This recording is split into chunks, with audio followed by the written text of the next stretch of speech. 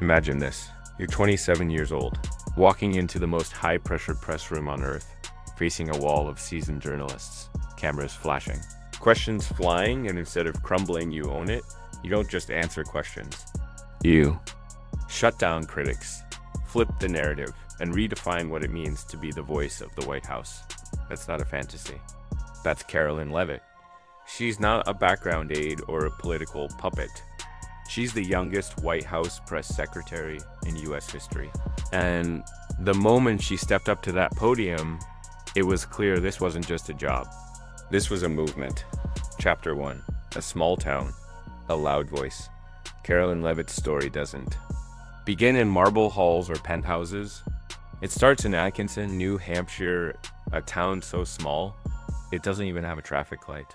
Born on August 24th, 1997, Karoline grew up in a tight-knit family that ran a small business.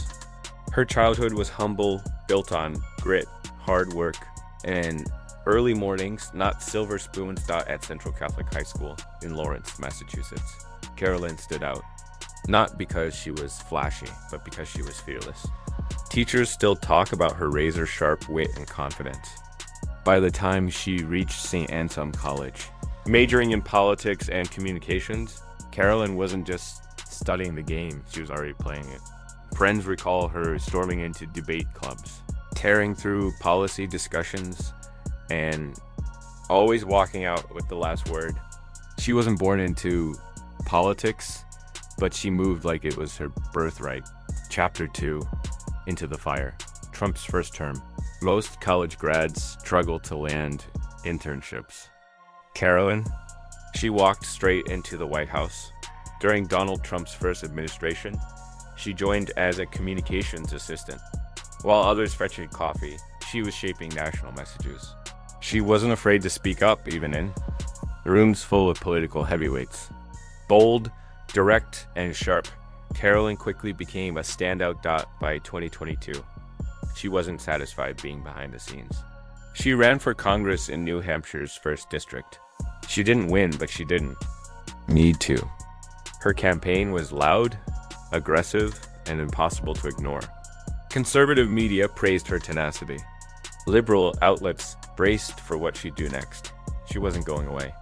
She was just getting started. Chapter 3. A new era press secretary. At 27, January 20th, 2025, Trump steps back into the Oval Office. But this time, his team looks different. Leaner, louder, sharper. At the center of it all, Karoline Leavitt. On day 1, she's sworn in as White House press secretary, the youngest ever.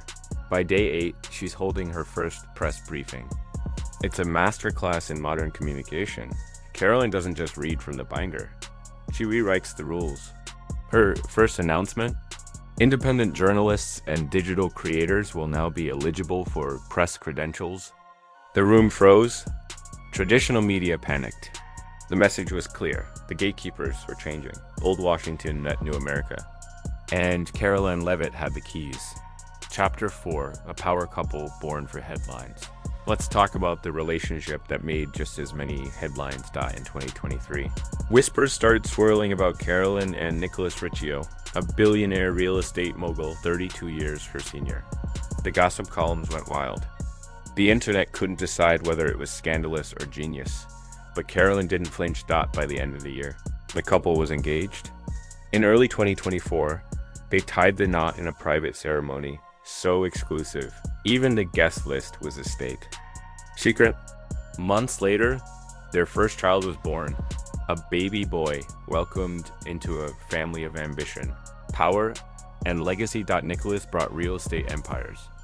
Karoline brought political fire.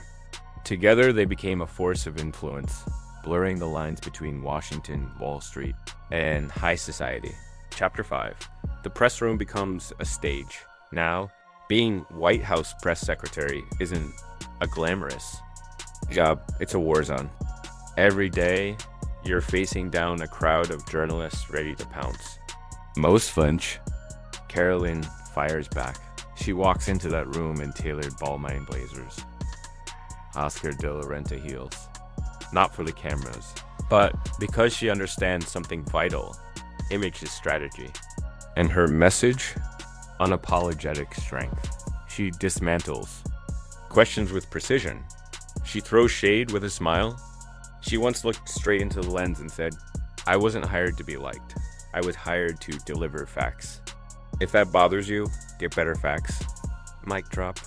Twitter meltdown. Viral. Moment. This wasn't your grandfather's press secretary. This was Karoline Leavitt, sharp as steel and twice as dangerous. Chapter 6. Glamour, jets, and billionaire energy. Outside of the press room. Karoline Leavitt's life looks like a luxury magazine come to life. But here's the twist. She's not just in the photos. She's directing the shoot. Weekends.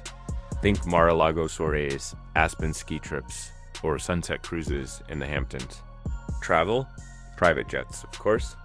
Her calendar is dotted with high-stakes fundraisers in Palm Beach and closed-door summits in Silicon Valley. She's not flying coach, she's walking straight from limo to jet to black SUV. No essay, no waiting. Just sleek, silent movement through. Elite corridors of power. And the wardrobe. Let's just say she doesn't need red carpets, they roll them out for her. Karoline mixes old-school elegance with high-fashion grit. Custom Oscar de la Renta gowns, Valentino heels, sharp-cut power. Suits every outfit says two things. I'm here, and I run this. Even fashion insiders admit she's not just styled, she's strategic. She curates every look, every post, every reel. And when her outfits go viral, it's not vanity, it's messaging. Strong, modern, untouchable. Chapter 7. The digital. Press queen. In a political world that still plays by analog rules, Karoline is a digital gladiator. She doesn't wait for headlines. She creates them. Her Instagram, her TikTok reels, her X, formerly Twitter, posts all are masterfully engineered for impact. Behind the scenes glimpses rack up millions of views. Every clip from a press briefing becomes a viral soundbite. Every outfit becomes a debate. Young conservatives idolize her. Progressives parody her, but everyone's watching. That's her power. She doesn't need mainstream media to shape the narrative. She is the narrative.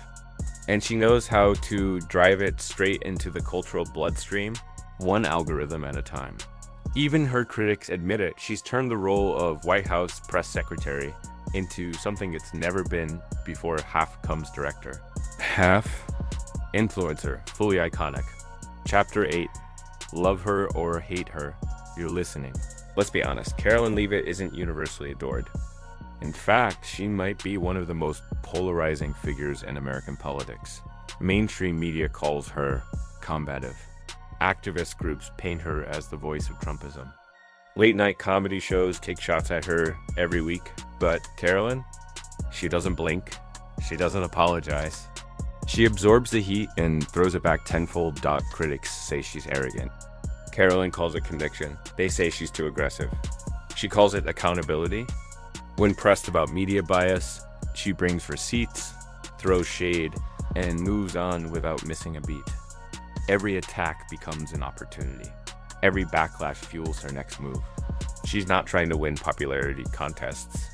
She's playing chess, while others are stuck on checkers. And make no mistake, she's winning. Chapter 9. Beyond the podium. Power behind the scenes. What most people don't see. Karoline isn't just the face of the administration. She's becoming one of the brains behind it. She's no longer confined to communications meetings. She's in the rooms where real strategy happens. National policy discussions, GOP agenda planning, think tank briefings. She's there. And not just as a note dash taker. White House insiders say Trump relies on her instincts. She knows how people think, how stories evolve, how to use a single sentence to shift the entire national conversation. That's rare. That's influence, whispers are growing. Karoline might be shaping more than policy. She could be laying the groundwork for the GOP's future. Campaign chair in 2028? Vice presidential candidate? Or dare we say it, president? The thought once seemed laughable. Now, it feels inevitable. Chapter 10. From small town to supernova in just a few years. Karoline Leavitt went from a New Hampshire classroom to the most powerful press podium on the planet. From small-town grit to billion-dollar glitz. From campaign trails to jet-set luxury. And now she stands as a political, comet-blazing, controversial, unstoppable. She's proof that power doesn't always come quietly. Sometimes it shows up in stilettos, holding a mic, rewriting the rules. Karoline doesn't wait for doors to open, she kicks them down. She doesn't chase headlines. She is the headline. She's not the future of politics. She's the disruption that politics didn't see coming. Outrow plus CTA, the legend in motion. So whether you love her, question her, or can't stop watching her, Karoline Leavitt isn't going anywhere. She's not just having a moment. She is the moment. What do you think? Is Karoline a bold new voice reshaping politics? Or a rising storm wrapped in couture and controversy? Drop your thoughts in the comments. What shocked you most her age? Her rise, her marriage, or the way she owns the press room like a Broadway stage? And if you want more bold, untold stories of modern power smash, that like button, hit subscribe, and turn on notifications so you never miss a mic drop moment.